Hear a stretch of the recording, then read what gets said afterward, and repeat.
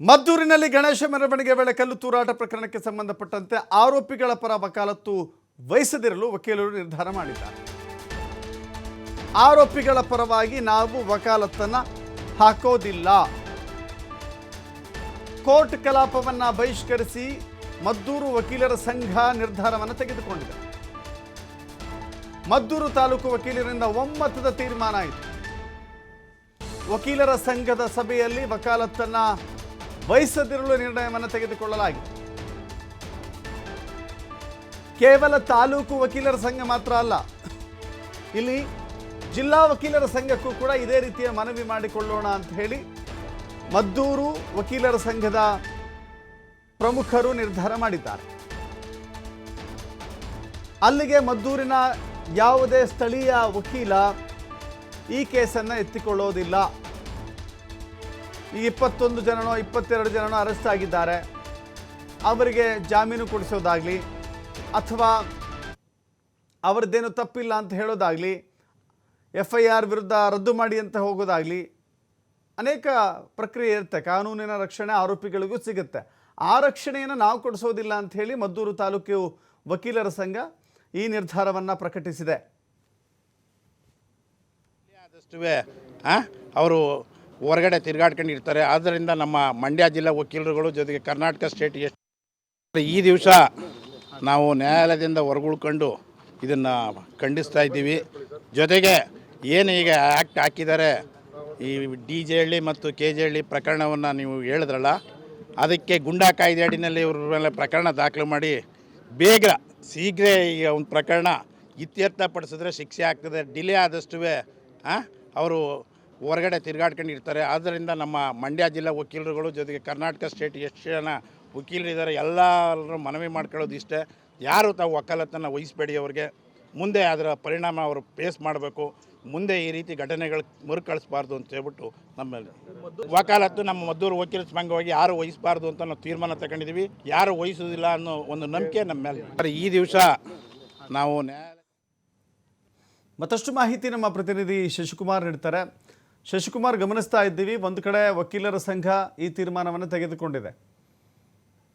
ಈ ಊರಿಗೆ ಶಾಂತಿಗೆ ಭಂಗ ತಂದಂಥವರಿಗೆ ಕಾನೂನಿನ ರಕ್ಷಣೆ ನಾವೇ ಕೊಡಿಸಬೇಕು ಅಂಥೇಳಿ ತೀರ್ಮಾನವನ್ನು ಮಾಡಿಕೊಂಡಿದ್ದಾರೆ. ಅದು ಅವರ ತೀರ್ಮಾನಕ್ಕೆ ಬಿಟ್ಟಿದ್ದು ಒಂದು ಭಾಗ. ಮತ್ತೊಂದು ಭಾಗ ಅಂತ ಹೇಳಿದರೆ, ಈ ಶಾಂತಿ ಸಭೆ ಇದೆಯಲ್ಲ, ಶಾಂತಿ ಸಭೆ ಒಂದು ಪಂಗಡ ಬರೋದಿಲ್ಲ, ಬರೀ ಒಂದು ಪಂಗಡದ ಜೊತೆ ಮಾತನಾಡ್ತೀವಿ ಅಂದರೆ ಅದು ಸಭೆ ಆಗೋದಿಲ್ಲ, ಸಂಧಾನ ಆಗೋದಿಲ್ಲ.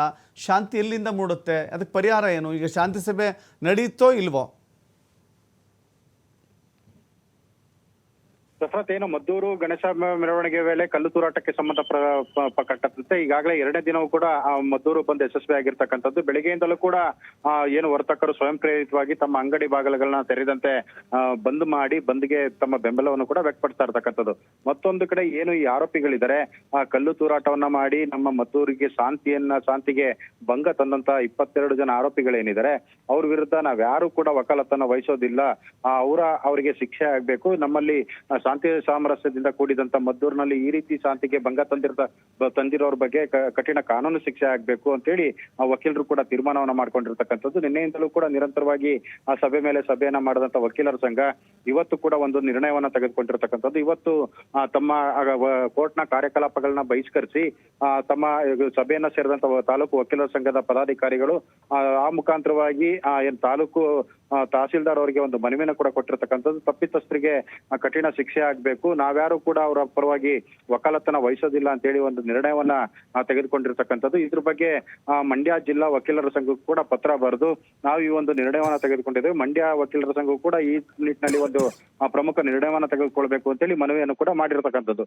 ಮತ್ತೊಂದು ಕಡೆ ಈ ರೀತಿಯ ಒಂದು ನಿರಂತರವಾಗಿ ಏನು ಮದ್ದೂರಿನಲ್ಲಿ ಈ ರೀತಿ ಪ್ರಕ್ಷುಬ್ಧ ವಾತಾವರಣ ನಿರ್ಮಾಣ ಆಗಿದೆ, ಅದನ್ನ ಹೋಗ್ಲಾಡಿಸ್ಬೇಕು, ಮದ್ದೂರಿನಲ್ಲಿ ಶಾಂತಿ ನೆಲೆಸಬೇಕು ಅಂತೇಳಿ ಸರ್ಕಾರ ಮತ್ತು ಜಿಲ್ಲಾಡಳಿತ ಎಚ್ಚೆತ್ತು ಇದೀಗ ಶಾಂತಿ ಸಭೆಗೂ ಕೂಡ ಮುಂದಾಗಿರ್ತಕ್ಕಂಥದ್ದು. ಇವತ್ತು 3 ಗಂಟೆಗೆ ಏನು ಮದ್ದೂರು ಹೊರವಲಯದ ಒಂದು ಖಾಸಗಿ ಸಮುದಾಯ ಭವನದಲ್ಲಿ ಒಂದು ಶಾಂತಿ ಸಭೆಯನ್ನ ಆಯೋಜನೆ ಮಾಡಲಾಗಿತ್ತು. ಸಚಿವ ಚಲುವರಾಯಸ್ವಾಮಿ ಅವರ ಆಗಮನಕ್ಕಾಗಿ ಈಗ ಜಿಲ್ಲಾಧಿಕಾರಿಗಳು ಮತ್ತು ಜಿಲ್ಲಾ ಪೊಲೀಸ್ ವರಿಷ್ಠಾಧಿಕಾರಿಗಳು ಸೇರಿದಂತೆ ವಿವಿಧ ಇಲಾಖೆ ಅಧಿಕಾರಿಗಳು ಈಗ ಸಭೆಗೆ ಆಗಮಿಸಿರ್ತಕ್ಕಂಥದ್ದು.